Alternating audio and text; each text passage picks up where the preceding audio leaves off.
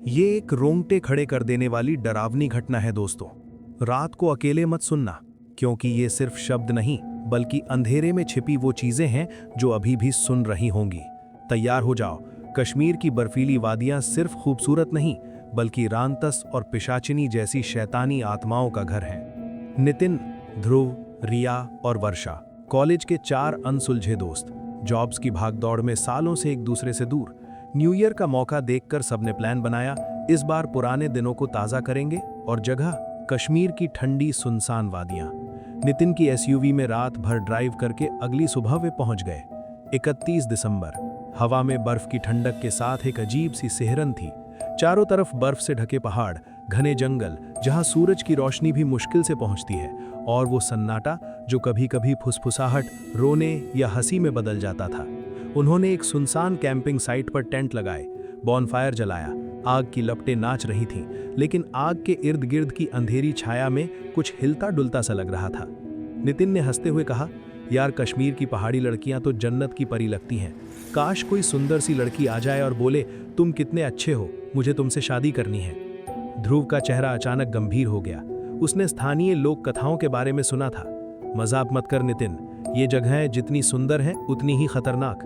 कश्मीर में रांतस घूमती है, लंबे बाल, उल्टे पैर, नुकीले दांत और विकृत चेहरा वाली शैतानी औरत। वो रूप बदलकर सुंदर लड़की बन जाती है, लोगों को लुभाती है, जंगल में ले जाती है और फिर उनका खून चूस लेती है। छलावा, दैन, पिशाचिनी। यहाँ रात को अकेले निकलना मतलब मौत को न्योता देना है। कई लोग गायब हो गए, कुछ की लाशें मिली जिनका खून तक सूख चुका था। रिया ने हंसकर टाल दिया, ध्रुव हम पार्टी करने आए हैं, तेरी भुतिया अफवाहें सुनने नहीं। वर्षा भी हंसी, हाँ यार डराने की कोशिश बंद कर। नितिन ने मजाक उड़ाया। थोड़ी देर बाद नितिन को पेशाब लगी। वो बिना टॉर्च या माचिस के झाड़ियों के घने अंधेरे में चला गया। ध्रुव चिल्लाया, रुक, साथ में कुछ ले जा, यहाँ छलावा मिल गया तो तुझे ही अपना शिकार बना लेगा। नितिन ने अनसुना कर दिया। जैसे ही वो वापस लौटने लगा, घने अंधेरे में एक लड़की की दर्द भरी रोने की आवाज आई, हल्की लेकिन दिल को चीर देने वाली। नितिन रुक गया। ठंडी हवा में उसकी सांस अटक गई। फिर वही आवाज, अब और करीब, जैसे कोई उसके ठीक पीछे खड़ी हो। वो आगे बढ़ा। अचानक एक बेहद खूबसूरत लड़की उसके सामने खड़ी थी। लंबे काले बाल हवा में लहराए, गोरा चेहरा लेकिन आंखों में गहरी उदासी और कुछ अजीब सी चमक। मदद करो प्लीज, शहर के लड़के मेरे पीछे पड़ गए थे, बड़ी मुश्किल से जान बचाकर यहाँ भागी हूँ। मैं अकेली हूँ, कोई नहीं है मेरा। तुम अच्छे इंसान लगते हो, मुझे बचाओ। नितिन ने उसे सांत्वना दी और हाथ पकड़कर साथ ले आया। दोस्तों के पास पहुंचकर बोला, देखो रास्ते में ये मिली। सबने देखा, वहां कोई नहीं था, सिर्फ ठंडी हवा और दूर कहीं से हंसी की गूंज। नितिन के पैरों तले जमीन खिसक गई। उसके कान में दबी हुई ठंडी आवाज गूंजी, अब समझ गए ना मैं कौन हूं, चलोगे मेरे साथ हमेशा के लिए। नितिन बौखला गया। अचानक झाड़ियों से वही लड़की निकली। अब उसका रूप भयानक था, चेहरा विकृत और सफेद, आंखें लाल काली और चमकती हुई, मुंह से खून टपक रहा, नुकीले दांत बाहर निकले, बाल हवा में सांपों की तरह लहराते, पैर उल्टे। वो रानतस थी, कश्मीर की वो शैतानी आत्मा जो रूप बदलकर शिकार करती है। वो नितिन को जोर से खींचकर घने जंगल की तरफ ले जाने लगी। नितिन चीखा, लेकिन उसकी आवाज गले में अटक गई। रिया ने तुरंत बॉनफायर से जलती लकड़ी उठाकर फेंकी। बाकियों ने भी आग के टुकड़े फेंके। रानतस आग से डरती है। वो चीखती हुई हवा में घूमते हुए गायब हो गई। लेकिन नितिन बुरी तरह कांप रहा था, उसकी आंखें लाल पड़ चुकी थीं। वे लोग तुरंत एसयूवी में बैठे। ध्रुव ने गाड़ी फुल स्पीड से भगाई। जल्दी निकलो, ये साधारण भूत नहीं, रानतस है, वो अब हमारे पीछे पड़ी होगी। रास्ते में अचानक वही भयानक रूप गाड़ी के सामने आ खड़ा हुआ, चेहरा और विकृत, खून से सना मुंह, उल्टे पैर। ध्रुव घबरा गया, गाड़ी का बैलेंस बिगड़ा, ब्रेक लगाया तो बाल बाल बचा। रियर मिरर में रिया ने देखा, नितिन की आंखें पूरी लाल, मुंह से खून टपक रहा, वो भयानक हंसी हंस रहा था। बचाओ, कोई बचाओ मुझे, रिया चीखी। नितिन उस पर झपटा, उसके नाखून रिया के गले पर गड़े। वर्षा ने रुद्राक्ष का ब्रेसलेट नितिन के माथे पर दबाया। नितिन तड़प कर चीखा, उसके मुंह से काला धुआं निकला, लेकिन ब्रेसलेट गाड़ी में गिर गया। पीछे से पोजीशन में आ चुका नितिन अब रानतस का हिस्सा वर्षा पर टूट पड़ा। उसने वर्षा को घसीटकर जंगल में ले जाना शुरू कर दिया। वर्षा की चीखें जंगल में गूंज रही थीं, बचाओ प्लीज, ये मुझे खा जाएगा, मेरी आत्मा को मत ले। जंगल से और भी अजीब आवाजें आने लगीं, कई औरतों की हंसी, रोने की आवाजें, जैसे और भी रानतस इकट्ठी हो रही हो। ध्रुव और रिया वापस गाड़ी के पास गए। रिया ब्रेसलेट लेने अंदर गई, तभी गाड़ी खुद ब खुद स्टार्ट हो गई।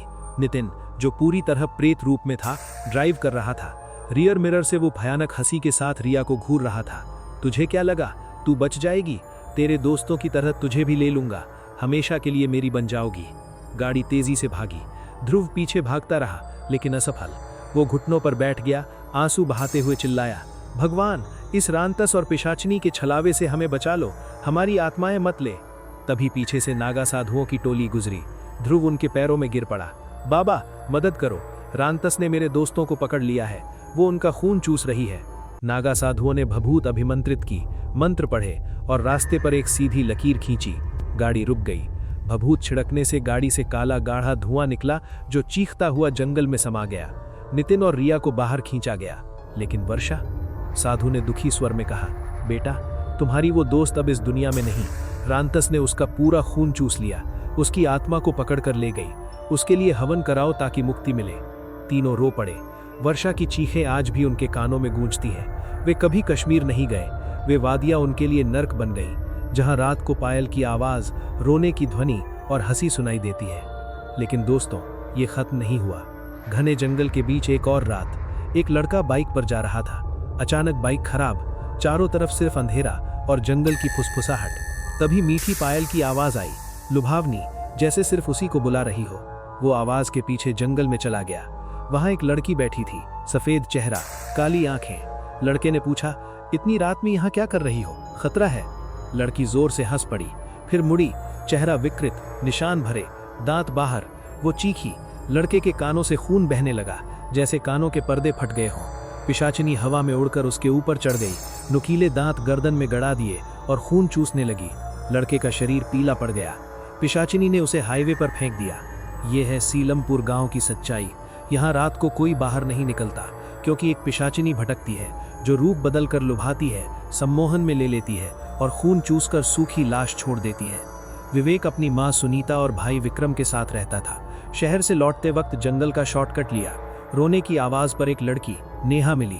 विवेक उसे घर ले आया। सुनीता चीखी, ये पिशाचिनी है। जंगल में ऐसी चीजें रहती हैं जो रूप बदलकर खून चूसती हैं।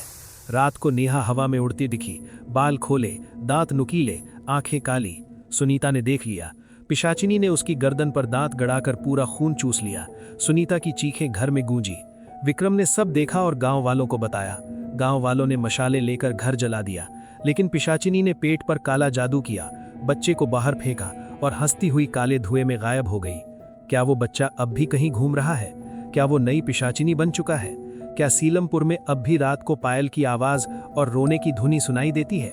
दोस्तों, ये घटनाएं सिर्फ शब्द नहीं, कई लोगों ने इन्हें अपनी आंखों से देखा है। रांतस की हंसी, पिशाचिनी का सम्मोहन, खून चूसने की आवाज।